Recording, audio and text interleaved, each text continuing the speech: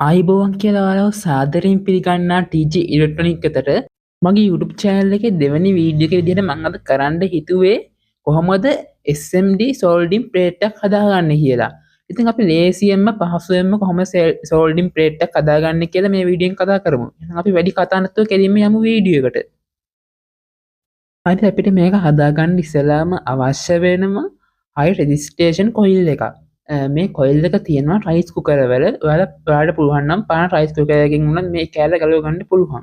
ඊළඟට අපිට අවශ්‍ය වෙනවා පොඩි ලී බෝඩ් එකක්. ඒ ලී බෝඩ් එක මැද හරියෙන් වගේ සයිස් 8 ඇණයක් දාගන්න පුළුවන් විදිහට ඩ්‍රිල් මැෂින් එකකින් පොඩි මේ හිලක් වගේ එකක් ඉද ගන්න. ඊළඟට පොඩි මේ තව පොඩි ලී කෑල්ලක් වගේ ස්විච් එක මේ බස්ස ගන්න ඒකට. ඔයාලට කැමති වර්ගයේ ස්විච් එකක් ගන්න මම නම් ඔය මේ වීඩියෝ එකේ පේන විදිහ ස්විච් එක තමයි මම ගත්තේ. ඊළඟට අපිට ඕන වෙන ඇම්පියර් 13 ප්ලග් එකක්. තව කනෙක්ටර් එකක් ඕන වෙනවා. කනෙක්ටර් එක නම් මම ටිකක් ලොකු සයිස් එකේ කනෙක්ටර් එකක් ගත්තේ. ඔයාලා පොඩි සයිස් එකේ කනෙක්ටර් එකක් ගන්න. ඊළඟට සයිස් 8 ඇණයක් ඕන වෙනවා. සයිස් 8 ඇණයක් ගද්දි වැඩිපුර නට් එකකුත් ගන්න. මම ඉස්සරහට මොකටද ඕන වෙන්නේ කියලා මම කියන්නම්. ඊළඟට අපිට ඕන වෙනවා LED බල්බ් එකක්. ඊළඟට ඕන වෙනවා CIK රෙජිස්ටර් එකක්. ඔයාලට CIK නැත්නම් 150k රෙජිස්ටර් එකක් උනත් ගන්න පුළුවන්. මම මේකට ගත්තේ CIK රෙජිස්ටර් එකක්. ඊළඟට ඔයාලට ඕන වෙනවා මේ වගේ මේ TT වයර් එකක්.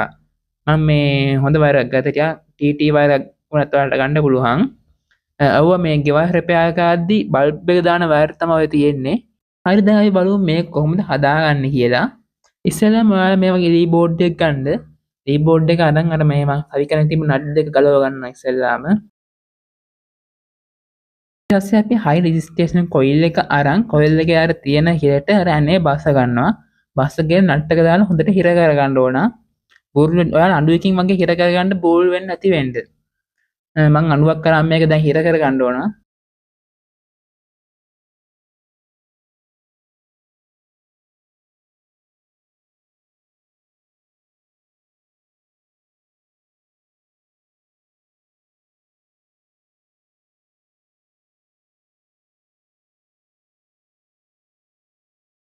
අපි ලී බෝඩ් එකේ විදගත හිරක් තිබ්බේ ඒකට ඇනේ දාලා අර මං පස්සේ හයි කරගත්ත නට් එක ලී බෝඩ් එකට ෆිට වෙන විදිහට හිර කරගන්න ඕන.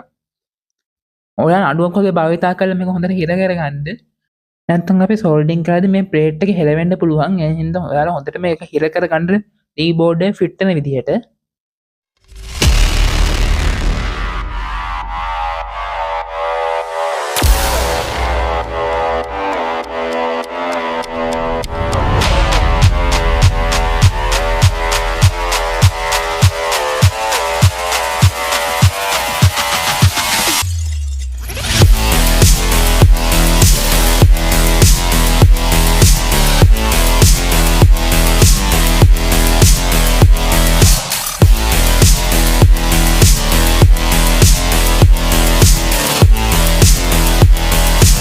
මම දැන් රෙජිස්ට්‍රේෂන් කොයිල් එක ලී බෝඩ් එකට ෆිට වෙන විදිහට හයියට හිර කරගත්තා.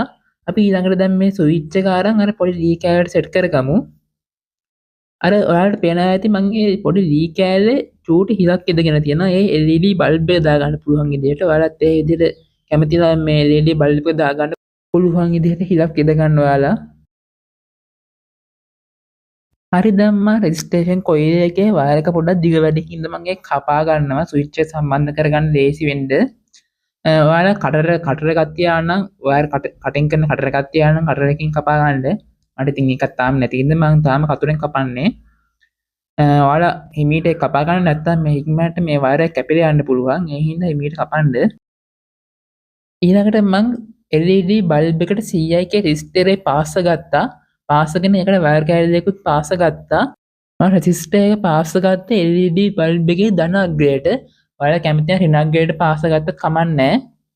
ඊට පස්සේ අපි මේකට හීට් සීල් එකක් අරන් මේ දාගන්න ෂෝට් වෙන්නේ නැති වෙන්න. ඔයාලත් එහෙම ටේප් කෑල්ලක් හරි දාගන්න මේකට. හරි මම LED බල්බ් එකේ අග්‍ර දෙකටම මේ හීට් සීල් කෑලි දෙකක් දාලා රත් කරගත්තා. ඊළඟට අපි දැන් මේ LED බල්බ් එකේ ධන අග්‍රයත් රෙසිස්ටේෂන් කොයිල් එකේ ඔයාලා කැමති වයරකුත් එකට සම්බන්ධ කරගන්න. එකට සම්බන්ධ කරලා මේ ස්විච් එකේ තියෙන මැද පින් එක තියෙන්නේ මැද පින් එකට සම්බන්ධ කරගන්නවා මම. හරි මම දැන් මැද පින් එකට මේ වයර් එක සම්බන්ධ කරගත්තා. අනිත් පැත්තට මේ මම තව පොඩි වයර් එකක් සම්බන්ධ කරගත්තා. හරි ඊළඟට අපි මේ කනෙක්ටර් එක අරන් අර මේ සම්බන්ධ කරගත්තේ නැති අනිත් වයර් එක තියෙන රෙසිස්ටේෂන් කොයිල් එකේ ඒ වයර් එකයි LED බල්බ් එකේ ඍණ වයර් එක එකට සම්බන්ධ කරලා කනෙක්ටර් එකට සම්බන්ධ කරගන්නවා. කනෙක්ටර් එකේ අනිත් පැත්තේ ඉතුරු මේකට ස්විච් එකේ මේ මම පොඩි වයර් කෑල්ල සම්බන්ධ කරගත්තා. ඒක සම්බන්ධ කරගන්නවා. ඒ විදිහට වයරත් ඒ විදිහට සම්බන්ධ කරගන්න.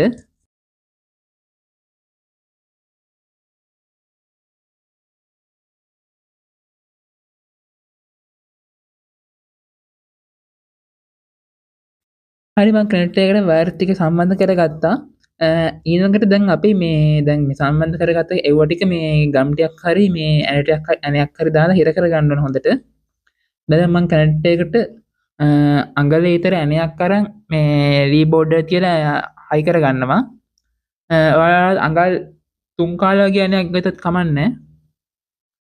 මම ස්විච් එකේ LED කැල් සම්බන්ධ කරගන්න මල්ටි බොන්ඩ් කියලා ගම් එකක් තියෙනවා. ඒක මේ දාලා තමයි මම ඒක හොඳට අලව ගන්නෙ. ඔයාලට පුළුවන් නම් මේ ග්ලූ ගන් ටිකක් උඩ දාලා සම්බන්ධ කරගන්න පුළුවන්.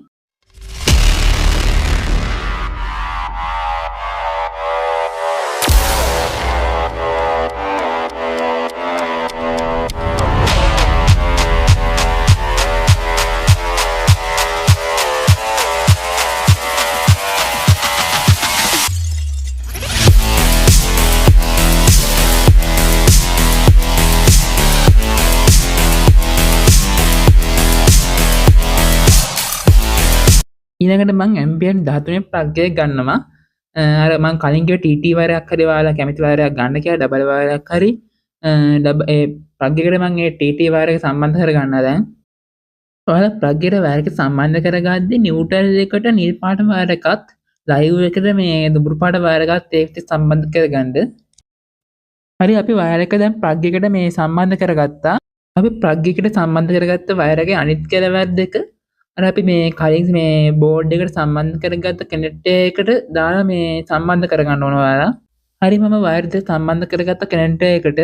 හරි මම දැන් මේක හදාගෙන ඉවරයි. අපි මේක ටෙස්ට් කරලා බලමු කොහොමද මේක වැඩ කරන්නේ කියලා. හරි දැන් මම ප්ලග් එක වයර් කෝඩ් එකට සම්බන්ධ කරගන්නවා. සම්බන්ධ කරලා දැන් ස්විච් එක දාලා අපි බලමු මේක කොහොමද වැඩ කරන්නේ කියලා. එහෙම දාලා දැන් මම හයි කරගත්ත ස්විච් එකක් තියෙන්නේ. ඒකත් දැන් ඔන් කරලා බලමු. ඔන් කරාම හරි අර LED බල්බ් එක පත්තු වුණා. දැන් ඔයාලට පේන්නේ නැති මේක හිමීට රත් වෙනවා. මම ළඟ තිබ්බ ඇලුමිනියම් ලයිට් ස්ට්‍රිප් එක කෑල්ල මම මේක දානවා දැන් පොඩ්ඩක් රත් කරගන්න. ඔයාලට දැන් පේන්නේ නැති දුම් එහෙම පොඩ්ඩක් හිමීට එනවා. ඔයාලා හොඳට මේක දිහා හොඳට බලන්න. කොහොමද මේක වෙන්නේ කියලා. මම සෝල්ඩින් පේස්ට් එකක් එහෙම දාලා අර බල්බ් ටික ගලව ගන්න දැන් ටොයිසරෙන් ගලව ගන්නවා. හොඳ බලන්න මේ ප්ලේට් එක දිහා ගලවන.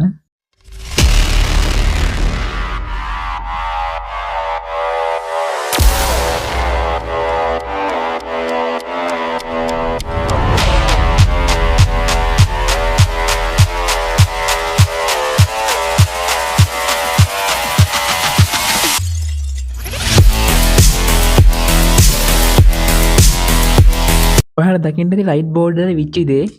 ඔයාලට දැන් පේනවා ඇති මේ රූපේ තියෙන එකේ මේ PCB එකට උනත් මේ ඩැමේජ් වෙලා තියෙන ගොඩක්. කියන්නේ ගොඩක් එකපාර රත් වෙන හින්දා මේ අර උණු වෙලා වගේ තියෙන PCB එක. ඉතින් මම අද හදපු ගැජට් එක මට තේරෙන විදිහට නම් වැඩි සාර්ථකත්වයක් නැහැ කියලා මට තේරෙනවා. මේ ගැන ගොඩක් අය ගොඩක් වීඩියෝ දාලා තිබ්බා. එයාලා නම් කියලා තිබ්බේ මේක හොඳයි සුපිරි වල හදන්න වගේ කියලා තිබ්බා. ඉතින් මගේ මතය අනුව නම් මට මේක වැඩි සාර්ථකත්වයක් පේන්නේ නැහැ. මොකද කිව්වොත් තප්පර 10ක් විතර අඩු කෙටි කාලයකින් මේක හත් වෙන මේ ප්ලේට් එක රත් වුනහම අපි දාන දැන් සෝල්ඩින් කරගන්න ගන්න සර්කිට් එක උන ගොඩක් ඩැමේජ් වෙනවා මේක අර උණු පොඩි කම්පොනන්ට්ස් ඒවා උණු වෙන්න ගන්නවා. ඉතින් මම නම් මේක ලොකු සාර්ථකත්වයක් පේන්නේ නැහැ. ඉතින් ඔයාලත් මේක හදලා බලන්න උතන ඔයාලටත් මේක තේරෙයි කොහොමද මේක වෙන්නේ කියලා. අදට මගේ වීඩියෝ එක ඉවරයි. මගේ වීඩියෝ එක බලලා ඔයාලා යම්කිසි දැනුමක් ලබා ගත්තා නම් මගේ YouTube channel එක subscribe කරලා like කරලා comment කරන්න යාළුවන්ට දැනගන්න share කරන්න. හරි එහෙනම් මං ගිහින් එන්නම්. bye.